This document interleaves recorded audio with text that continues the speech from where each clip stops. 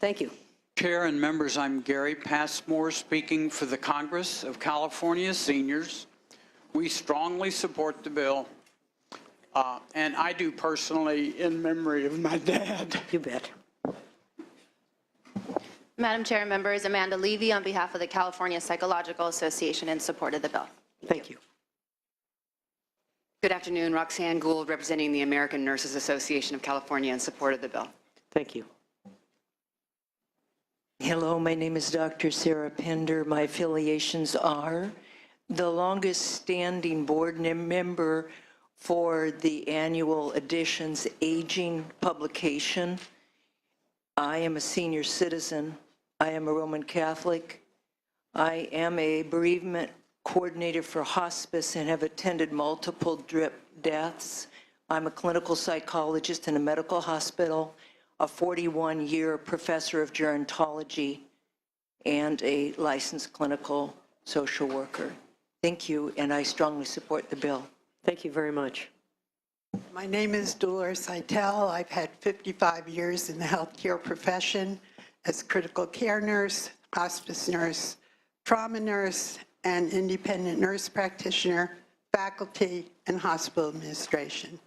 I strongly support this bill. I want a human right. I want the freedom of choice. Thank you. Thank you. My name is Dr. Barry Orville, and I'm retired. I practiced internal medicine in Vacaville, and I'm strongly in favor of this. I've been caught in the middle once or twice and had to subside with the law. I hope you can change that. Thank you. Thank you very much. Joe Michael for Equality California, the largest statewide advocacy organization for the lesbian, gay, bisexual, and transgender community. We are in support. Thank you. Thank you. Hello, I'm Caitlin Hildebrand. I am a nurse practitioner for frail elders, and I'm also the daughter of a woman who just died from pancreatic cancer in agony, despite the best care I or her hospice providers could provide. Please support this bill. You bet. Thank you. Hello, my name is Dr. Michael Amster. I'm a graduate of UC Davis, where I did my residency. I'm double boarded in family medicine and a pain management specialist, and I emphatically support this bill. Thank you, sir. Aline Hammer, I'm a resident of Santa Cruz County. I stand in support of SB 128. I believe this is the civil rights issue of our generation, and I look to you elected officials to bring it to us. Thank you. Thank you. Christina Brown, clinical gerontologist, in support of this bill in honor of my father, who was on hospice and died 1 year ago today, asking for medication that was not legal in his state. So I beg your support of this bill. Thank you. My name is Dr. Mark Menser. I'm a retired pediatrician, and I strongly support this bill. Thank you, doctor. My name is Robin Cottrell. I represent We Are Gatekeepers, and I am a hospice volunteer, and I hope you support this bill, because I sure do. Thank you. I'm Margie Henderson, representing the Mendocino Environmental Center. Please pass this bill. Thank you. Thank you. And I'm Tamalon Littlefield, and I'm an individual who strongly would like to ask you to please support this bill. Thank you. Tom Manger, Legislative Chair for the Secular Coalition for California and official supporters of Compassion and Choices, in support. Thank you, sir. My name is Delua Shannon. I'm a retired occupational therapist, and I'm in support of 128. Thank you. Thank you. My name is Dick Shannon from Grass Valley, and I strongly support this bill. Thank you, sir. My name is Debbie McCart with the National Association of Social Workers. We strongly support this bill. Thank you. Sylvia Solis Shaw on behalf of Los Angeles City Attorney Mike Fuhrer in strong support. Thank you, ma'am. Vincent J. Patty, psychotherapist, social worker from Long Beach, living with lupus and AIDS. I strongly support this bill. Thank you, sir. Judy Saint, representing the many thousands of members in California of the Freedom From Religion Foundation. We strongly support this bill and ask you to do good for your fellow man, please. Thank you. Helen Neville from Oakland, California. Like 2/3 of Californians, I'd like to have this choice if I need it when the time comes. Thank you, ma'am. My name is David Ross. I just completed treatment for recurrent throat cancer. If it comes back, I'd like you guys to let me decide how I die. Thank you, sir, and good luck to you. Carol Van Alstyne. I'm a retired hospice nurse and currently a volunteer with Compassion and Choices. I plead with you to pass this bill. Thank you. Nicole Wortelman on behalf of the Alameda County Board of Supervisors in support. Thank you. Hello, my name is Blythe Lee, and I want to thank you all for listening and hearing each of us. I'm a 10-year breast cancer survivor, and I ask that you please support this bill and pass it. Thank you very much. I'm Biskin Lee. I'm Blythe's daughter, and I have end-stage heart failure, and I strongly support this bill. Thank you. Hi, I'm Richard Cusick. I'm a retired psychic social worker, and I support this bill. Thank you, sir. My name is Ellen Pontac, and as a longtime gay rights activist, I know how important it is to be able to make life decisions on your own. Thank you. My name is Shelley Bales, and I'm proud to say that Lois Wolk is my senator. I'd like to thank her publicly, and I support this bill. Thank you. Thank you very much. My name is John Mott Smith. I don't represent anyone other than myself, but I That's okay. That's acceptable. I would guarantee you that there's a lot of people like myself around the state that if they were able to stand at this microphone, you'd be here a lot longer than this afternoon. I support the bill. Thank you.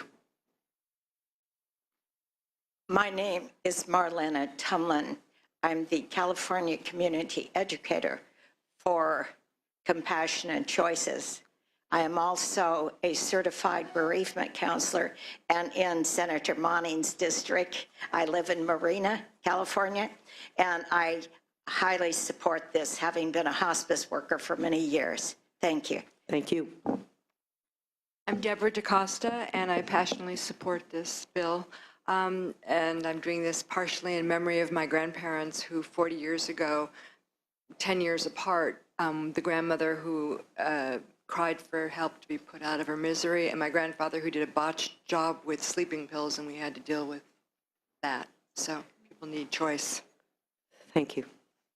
I'm Barbara Engdahl. I'm a retired medical social worker. I've worked with people at the end of their lives for over 30 years, and the people of California really need to have the choice. They need to have this right.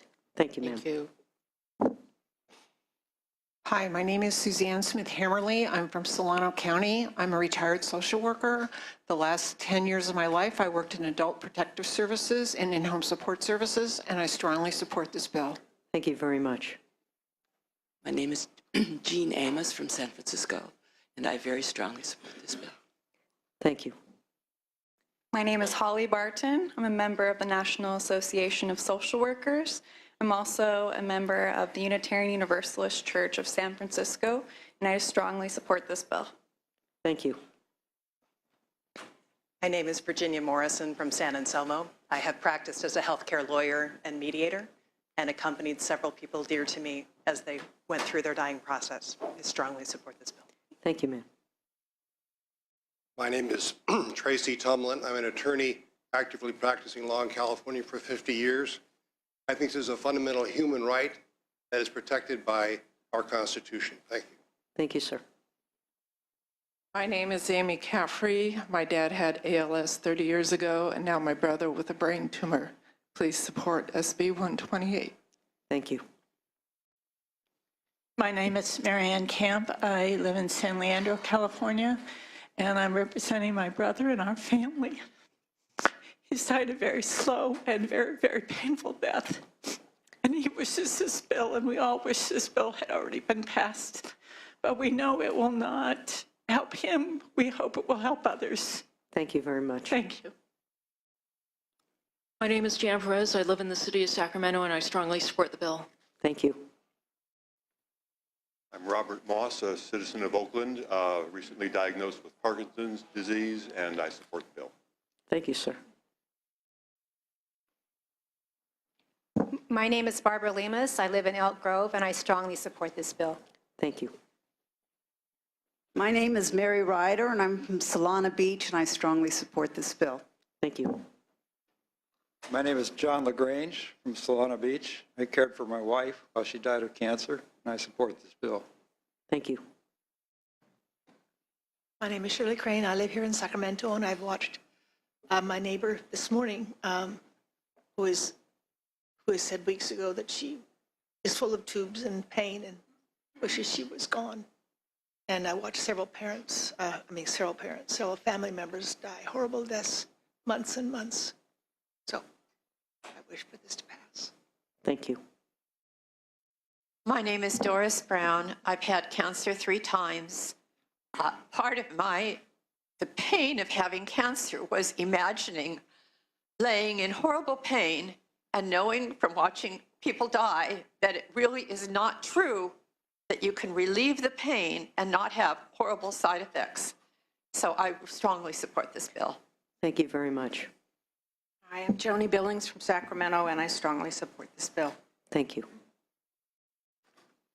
I'm Amy Daly, a retired pediatric nurse from Davis, California, and I strongly support this, and I hope you do too. Thank you. Thank you. I'm Barbara Edis, and after a 40-year career at Stanford Hospital and Stanford Children's Hospital, the last 20 of it being in pediatrics, I've held more families at the end of life and thought I understood, and then I got cancer. And my cancer wasn't nearly as bad as anything I ever witnessed. But I know I would never go through it again, and I don't think that we can speak of something that we don't understand until you're in those shoes. So we need to give the compassion back to the people in those shoes and let them not only have the choice of how they're going to die, but where they're going to die. Do they need to die in a hospital attached to every machine that's not giving them any comfort? Or do they need to die at home where they're held by their families? Please support this bill. Thank you very much. Again, if we could try to keep it short, we still have a whole room full of people, and yet understanding each of you has a story, and we appreciate it. My name is Bill Piper from Sacramento. I want this option at the end of my life if I need it. And I want it in memory of my mother-in-law, who was forced to starve herself to death because we didn't provide the option when she needed it. Thank you, sir. My name is Lorraine Lombardo. I'm a police officer from San Francisco, and I have responded to way too many suicides in my 30-year career over terminal illness because they just didn't want to face the pain, and I had to face their family. I hope you support this bill. Thank you very much.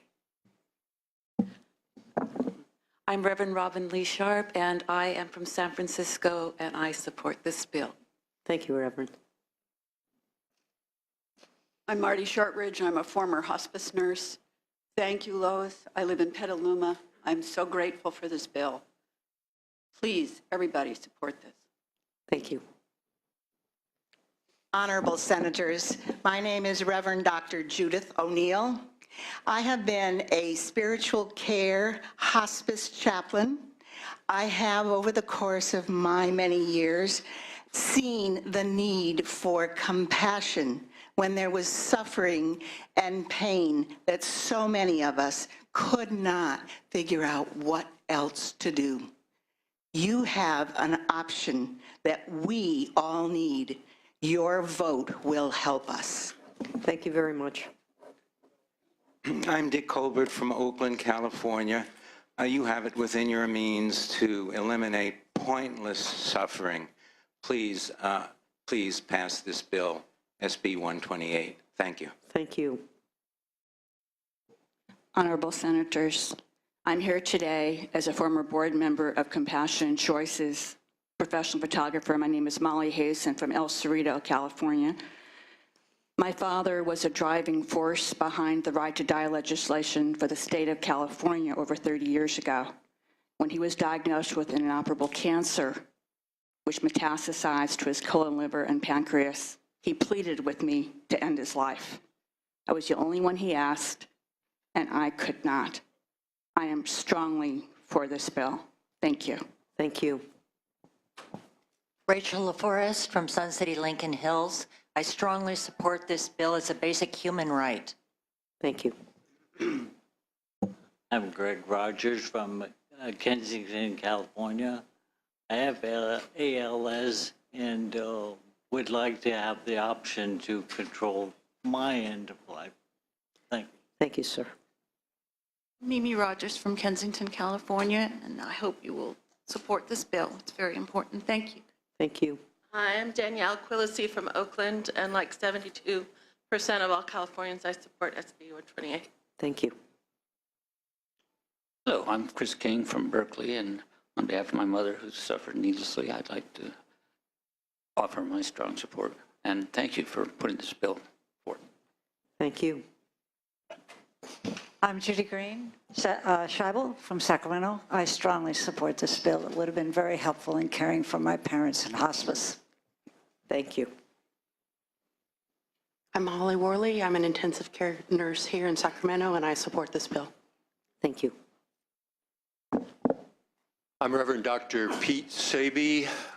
I'm retired from the Presbytery of Sacramento as a pastor, and I'm a practicing licensed marriage and family therapist with the Interfaith Counseling Service in Davis and Grass Valley. The God that I worship is a God of compassion. I think Compassion and Choices tries to embody what Jesus also embodied. Thank you. Thank you. I'm Dr. Barbara Schramm. I'm actually a resident of Massachusetts still. I'm a retired social worker and professor of social work, and I will be changing my residence to California if this bill passes. I strongly support it. Thank you for your listening to us. Thank you. My name is Nancy Jacobson. I live in San Francisco. I'm a 3-time cancer survivor. And although I think Oregon's a beautiful state, I don't want to have to move there away from my family and children, grandchildren. Thank you. Thank you very much. I'm Dina Smith of Sonoma, and I have been a volunteer in the Right to Die issue since 1986. I hope that California will finally pass a law that will give us an option and a choice. Thank you, ma'am. I'm Bob Barnes. I'm 88 years old. For quite a while now, I've been planning my dying. Please give me all the options that I can get. Thank you, sir. Laura Lunetta from Sacramento, strong support of this bill. Thank you. My name's Catherine Gale. I'm here with my sister and my husband.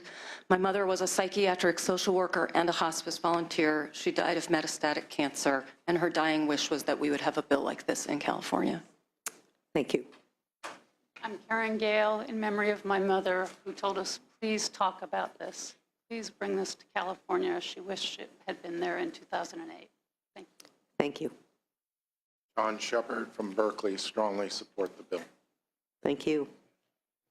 Gary Bowden, a 73-year-old lifelong resident of California, thanking you for letting me say I strongly support this bill.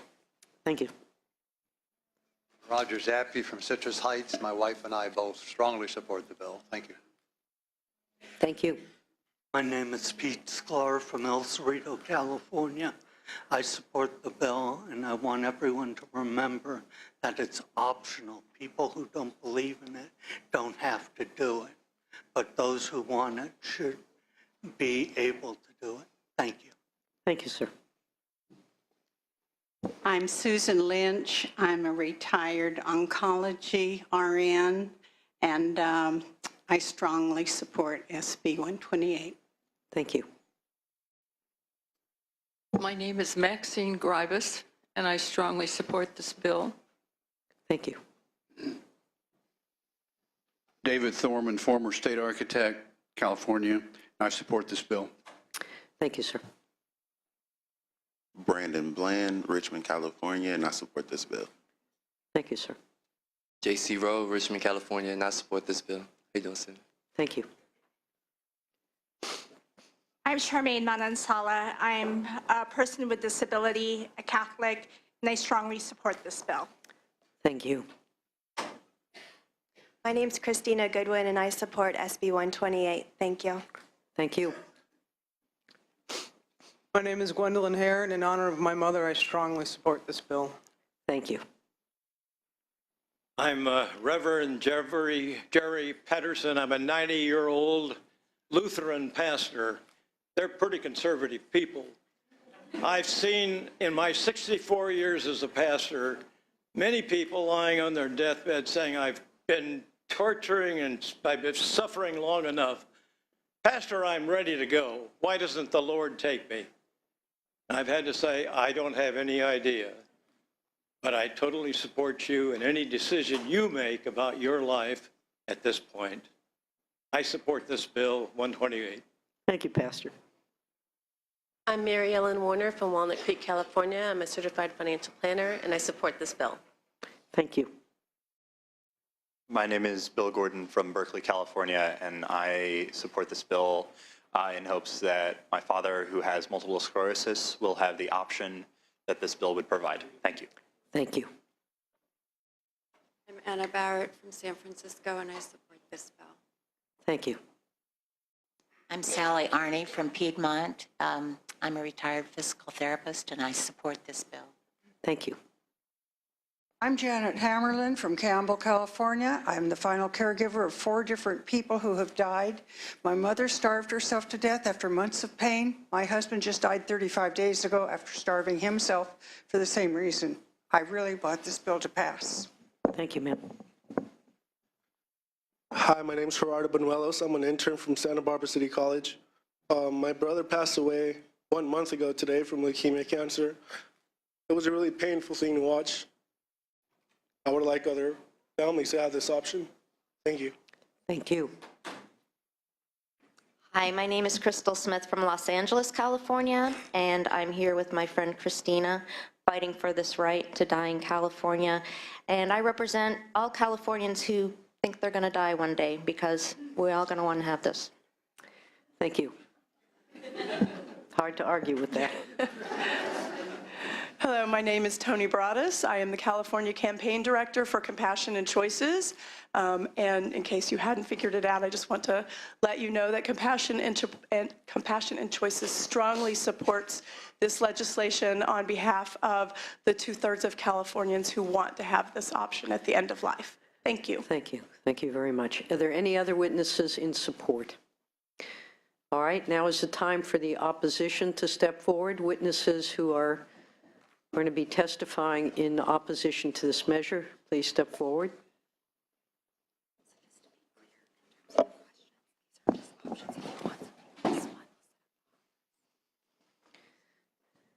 You feeling a little outnumbered here? All right.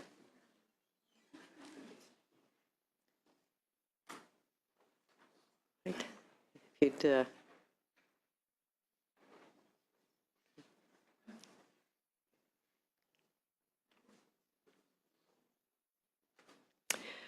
all right, who would like to start? Thank you, Madam Chair. I'll start. My name is David Ford. I'm legislative advocate for the Medical Oncology Association of Southern California and the Association of Northern California Oncologists, speaking in opposition to the bill. Speaking after me will be the gentleman to my left, Tom Driscoll, then Marilyn Golden for the Disability Rights and Education and Defense Fund. Great, thank you. On behalf of the oncologists, the testimony we heard earlier notwithstanding, the profession of oncology continues to believe that legislation such as SB 128 is contrary to the role of the physician. The physician is ultimately a healer, and that is their job at all stages of life. That is not to say that oncologists are without compassion. We believe there are 100 other conversations we could be having about how to do end-of-life care better. And unfortunately, we have to oppose this one path. The opposition of the oncologists is beyond ethics, though. We believe this bill is also based on a couple of flawed mechanisms that are important to talk about, not the least of which is, despite the many advances that medical science has made, it continues to be difficult for physicians to know when someone is, in fact, at the end of their life. I think if the oncologist could tell you hundreds of stories of physicians who are, of patients who were told they had 6 months to live and are still sitting here many years later. This is backed up by recent data from Oregon that show that many people who took their lives last year in Oregon got their end-of-life medication as far back as 2011 or 2012. And think about that for a second. As much as 3 years ago, they were told they had 6 months to live. And the opposite happens as well. Beyond that, and I feel it necessary to address this because the amendments that we were given late yesterday address this. The bill continues to rely on the physician to determine coercion. And I think it's an important point to raise here in the Judiciary Committee that we think that is not an appropriate role for a physician to determine. That's a legal determination, not a medical one. And then beyond that, once the patient under what is proposed in SB 128 goes down this road, ends their life, the physician who is completing the death certificate is required in this law to indicate that the patient died of the underlying illness, not by taking their own life. Legally, that requires the physician to lie on the death certificate. And beyond that, we think that this whole conversation is very damaging to the relationship that oncologists have with their patients. Even having this concept out there, even for a physician who does not participate, we think poisons the physician-patient relationship and makes it that much more difficult to talk about the legal and what we believe more appropriate end-of-life options. With that, I think I'll conclude and allow the coalition members to speak. Good afternoon, Senators. My name is Thomas J. Driscoll, Jr. I'm a private practice attorney in Lodi, California. I have a master's degree in theology with a concentration in bioethics, and for many years I have served on the local hospital's bioethics committee. I very much appreciate the opportunity to speak with you this afternoon. Whether in my practice, studies, pastoral care, work, or work on the bioethics committee, it is an ever-present truth that people fear death and suffering. In working with numerous people over the decades to prepare comprehensive estate plans, those which include not only wills and trusts, but also advanced healthcare directives, addressing the subjects of medical care, suffering, and death are simply the most avoided discussions. We oftentimes will wait several weeks to hear back from clients on the available options that they have. And from my participation in those discussions, and what I wish to share with you this afternoon, I have learned that a certain population is particularly vulnerable to persuasion by others. Senior citizens, particularly those now in what I would call assisted living situations, whether in residential communities or living with family or friends. In my experience, these people, aware that they were now depending on others more than they had previously, sometimes even for food and shelter, and always for emotional support and well-being, have been readily influenced by the desires, comments, criticisms, even facial expressions of others, whether family members, nurses, doctors, social workers, or yes, even attorneys. I am not talking about legal notions of duress, menace, coercion, or fraud, but the real-life circumstances of someone who feels beholden to another and is apt to perceive the subtle displeasure they fear present in the comments, actions, and non-actions of others, perhaps because they already think themselves a burden and are readily reminded that such may be true even if the other party is utterly unaware of their effect. Fortunately, I believe I am not alone in my concern for the vulnerabilities of our seniors. In fact, California recognized those vulnerabilities explicitly in the Elder Abuse and Dependent Adult Civil Protection Act. The act declares that elder adults may be subjected to abuse, neglect, or abandonment, and this state has a responsibility to protect those persons. that the legislature desires to direct special attention to the needs and problems of elderly persons, recognizing that these persons constitute a significant and identifiable segment of the population and that they are more subject to risks of abuse, neglect, and abandonment, and that most elder and dependent adults who are at greatest risk of abuse, neglect, or abandonment by their families or caretakers suffer physical impairments and other poor health that place them in a dependent and vulnerable position. Those were all quotes out of the Elder Abuse Act. Within this dynamic, the availability of lethal pills is a particularly insidious way of inviting the elderly not to burden their families or public assistance. With the subtle social pressures already very present, even if only perceived by the senior, and the ever-present, not-so-subtle medical economic reality, pressure inevitably will be brought to bear upon the issue of end-of-life care, which will be particularly hardest hitting upon this most vulnerable group.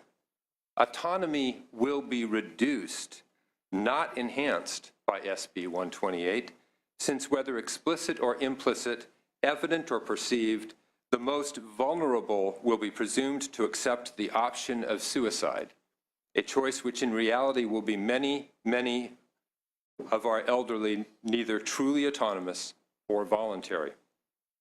The problem is that SB 128 offers an option for our most vulnerable populations, which I believe contradicts the state's own recognized responsibility to protect the elderly.